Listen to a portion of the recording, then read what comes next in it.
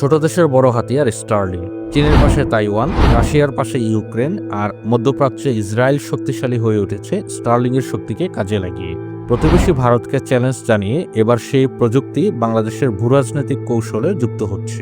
অজানা অধ্যায়ের এই পর্বে আমরা আলোচনা করব কিভাবে স্টার্লিং বদলে দিচ্ছে দক্ষিণ এশিয়ার ভূরাজনীতি, আর কেন ভারতের কপালে পড়েছে চিন্তার বাজ।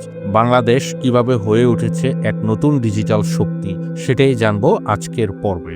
অজানা অধ্যায় চ্যানেলে আপনাকে স্বাগতম। আপনি যদি ইতিহাস, প্রযুক্তি ও ভূরাজনীতির অজানা দিক জানতে ভালোবাসেন, তাহলে এখনই চ্যানেলটি সাবস্ক্রাইব করুন আর পাশে থাকা বেল আইকনে ক্লিক করতে ভুলবেন না। এই ভিডিওটি যদি আপনি ফেসবুকে দেখে থাকেন, তাহলে আমাদের ফেসবুক পেজটি লাইক ও ফলো করুন, যাতে ভবিষ্যতে প্রতিটি গুরুত্বপূর্ণ পর্ব আপনার চোখ এড়িয়ে না যায়। চলুন শুরু করা যাক আজকের রোমাঞ্চকর অধ্যায়।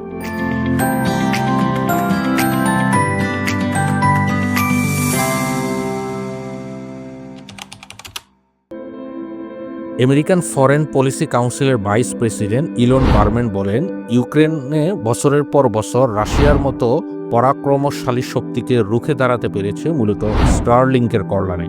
অবকাঠামোগত ক্ষয়ক্ষতির পরও সেনাবাহিনীর মধ্যে এনক্রিপ্টেড যোগাযোগ বিচ্ছিন্ন হয়নি। তারা অব্যাহতভাবে নিজেদের মধ্যে তথ্য আদান প্রদান করেছে। একইভাবে ছোট দেশ ইসরায়েল এখন মধ্যপ্রাচ্যের সবচেয়ে শক্তিশালী রাষ্ট্র। তাইওয়ান চীনের 1/3 আয়তনের হলেও দক্ষিণ চীন সাগরের নজরদারি ও প্রতিরক্ষা প্রস্তুতিতে চিরসতর্ক। বিশেষজ্ঞরা মনে করেন, স্টার্লিং শুধুমাত্র উচ্চগতির ইন্টারনেট নয়, বরং এটি একটি কৌশলগত ভূরাজনৈতিক হাতিয়ার, বিশেষ করে ছোট দেশের জন্য বড় প্রতিবেশীর পাশে মাথা উঁচু করে দাঁড়াবার মাধ্যম। 9 এপ্রিল থেকে বাংলাদেশে পরীক্ষামূলকভাবে শুরু হয়েছে স্টার্লিংয়ের যাত্রা। সফল পরীক্ষার পর এটি সবার জন্য উন্মুক্ত করে দেওয়া হবে। এই পরীক্ষামূলক কার্যক্রমের মাধ্যমে বাংলাদেশ বিশ্বের অন্যান্য উন্নত দেশগুলোর মতো উচ্চগতির স্যাটেলাইট ইন্টারনেট সুবিধা পেতে চলেছে।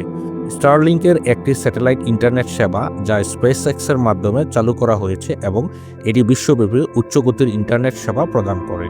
এদিকে ভারতের গণমাধ্যমে ইতিমধ্যে স্টার্লিং নিয়ে নেতিবাচক প্রচারণা শুরু করেছে, যেখানে মাত্র কয়েক মাস আগেই তারা স্টার্লিংকের প্রশংসায় মুখর ছিল।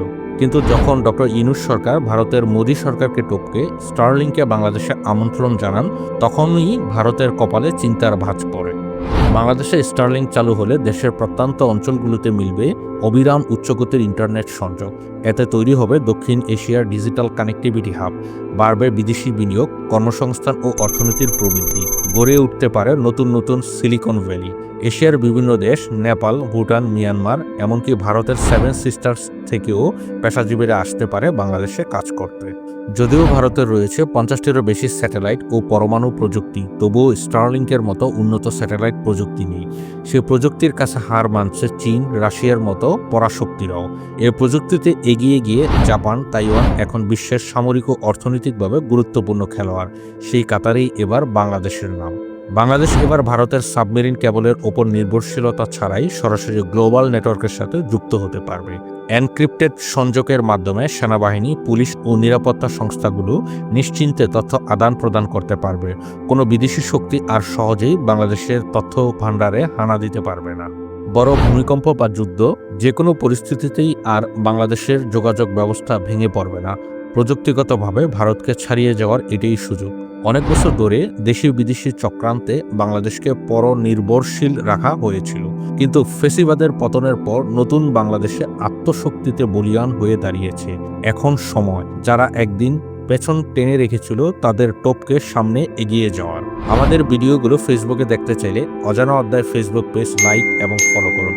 পরবর্তী ভিডিও আপলোড হওয়ার সাথে সাথে দেখতে চাইলে অজানা অধ্যায় চ্যানেলটি সাবস্ক্রাইব করে বেল আইকনটি ক্লিক করুন। ভিডিওটি দেখার জন্য অসংখ্য ধন্যবাদ।